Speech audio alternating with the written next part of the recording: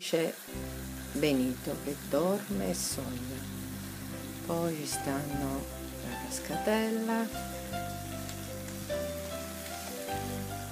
le scale dove scendono i re magi e salgono le pecorelle fino a sopra,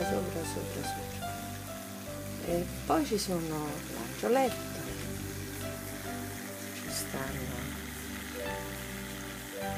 le zampagnate, il caciottaro, perché sono pastori, le castagne, pescivendolo perché comunque è un presepe napoletano, e poi forse pure in Palestina ci sono i pescivendoli, i pescatori, come no? I pescatori sono pure importanti E poi c'è il teatro da quest'altro lato, il teatro con la Befana che porta Pulcinella e il carabiniere.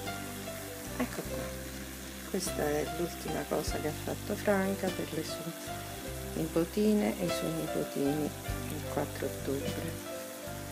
E questo è il presepe che la nonna ha fatto quest'anno per voi. E poi un anno, prima o poi, la nonna vedrà tutti i nipotini intorno a un presepe e c'è anche l'alberello che pure abbiamo fatto. Eccoci qua, questa è la tavola e questa è la...